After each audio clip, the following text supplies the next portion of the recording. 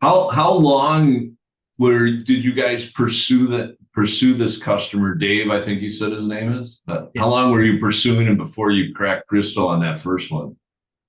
Dan, you started in the middle of the previous summer, right?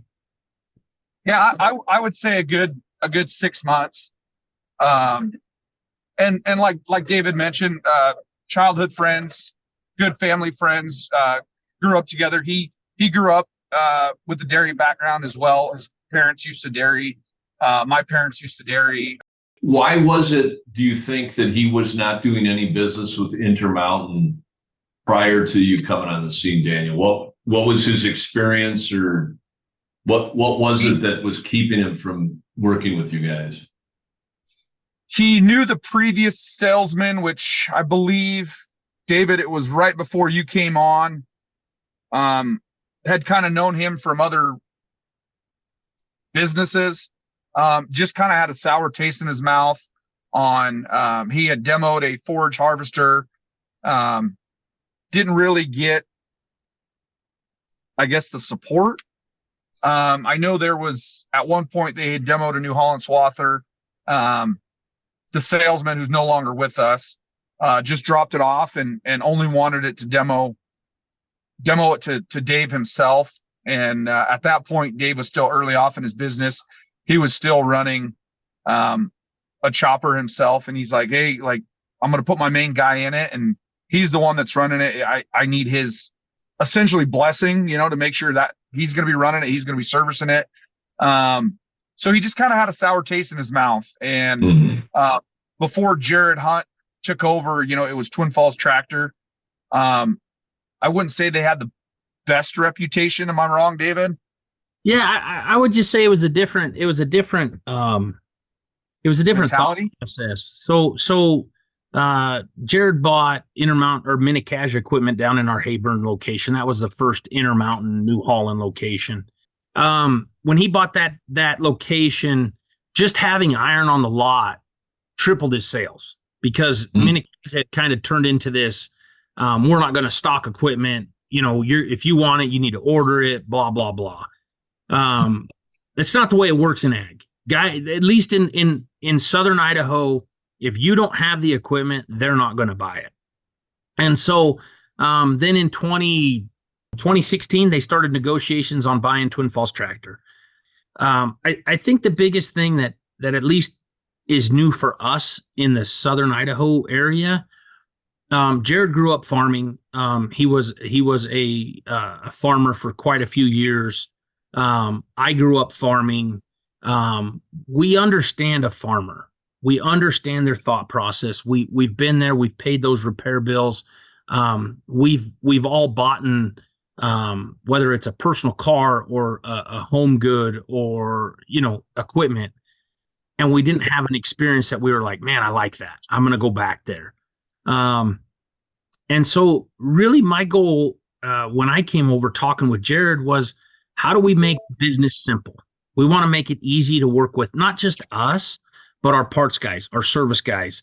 How do we make business fun again? How do we get out of the transactional business of agriculture? Transaction business in agriculture is a horrible methodology that I think the industry has kind of dug itself into. I'm a relationship salesman. I like to know your wife's name, your kid's name, your dog's name when I pull in the yard. That is what I think has made a difference. So when I talk relationship sales, it's Dan's a perfect example of, he had this relationship over here and that brought us into an actual sale. I'm perfectly okay being called a salesman. I love the chase. I love everything about it. And so when I hire salespeople, that's the type of salespeople I want. I cannot stand a salesperson that delivers a piece of equipment and tosses the keys to the owner and says, I'm out. When we do startups, Davies ran our machines probably roughly 4,000 hours than any of my salesmen. He knows how they work. He knows how to operate them. But we show up on startup day. That is our job, is to be a relationship with you. Because if that doesn't work, you're not telling your neighbors. If it doesn't run good, you are telling your neighbors, right? I want our guys to have a seamless transaction to where when their neighbor calls and says, "Hey, how do you like that machine?" I want their first response, Intermountain New Holland's doing a great job. Because that's all I can control. I can't control the quality of the machine. I can't control delivery dates. I can't control any of that. Just say, why was Dave not doing business? New Holland was poorly represented for the last 20 years in this market. They had, Twin Falls Tractor had a great salesman. He still works for us today. But there's only so much one guy can do. And so building a team of other successful people around them is what really makes our team work. And so why weren't we doing business? We weren't hungry. We weren't out chasing it. And Dan can attest to this. There's a reason. They didn't want the phone calls on Saturday. They didn't want the phone calls on Sunday. They didn't like the late mornings or the late evenings, early mornings. Dan and I are hard as a brick when it comes to our forehead, and we beat our head against the wall at 2:00 in the morning with our service guys. We all carry tools. Like, we are here to support your business, because without your business, we don't have a business. And so I would say that's the biggest reason he just wasn't doing business with us, because we weren't out trying to get the business. And again, on a demo, our industry is just riddled with demos of, I'll drop it off in the corner. If you have time to run it, great. They check the box with the manufacturer. They check the box with the business they work for, that, hey, I took out a demo. He only put 2 hours on it. We are, to a fault as a business, too gracious in a demo. I am a firm believer, the longer I run a test drive on a car, the more I want to own that car. And part of that is, qualifying that lead and making sure that the guy is in the mood, right? He wants to demo today. And then there's also times where you just say, hey, I left the keys in it. I'll come get with you tomorrow, because his day's going south. Something's happened. You've got to be able to read that audience to understand, how hard do I push today? You not only got to where you got 6 units here, did he buy your other short lines? Did it go into other areas besides the New Hollands? He runs 7 case tractors, Dan.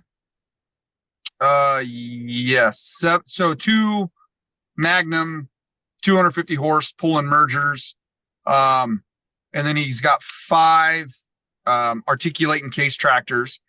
And that's kind of been a hard one. We've quoted some stuff. At the end of the day, he is a loyal guy. He was in the market for a newer tractor, just to add to the fleet. Last year we had a T7 260, had a few hours on it. Kind of one of those deals, got brought up in conversation. I said, hey, I have one. We didn't know if it was quite big enough. I said, hey, you're working, what was it, David, 10 miles away from the store? That was a demo that we kind of just forced on him, Mike. We're like, hey, you're right here. Like, let's just run it down the road. So Dan and I drove it down the road. We got it hooked up. That was a debacle. I remember that day, Dan. It was as bad of a demo can go. I mean, it was, I looked at David and I'm just like, let's just take it home. Like this, like we're wasting his time. We're wasting our time. I think going through those problems and our guys being there, and it was a Friday afternoon, David. It was a Friday and Saturday when we went out, and then we went out Sunday.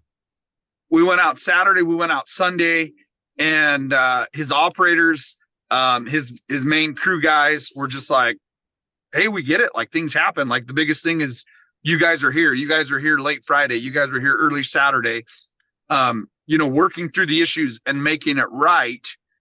Dave's comment to me on that sale was 100%. Hey, I talked to my guys, and they said, with our service department and our responsiveness, that why not give New Holland a shot on a tractor?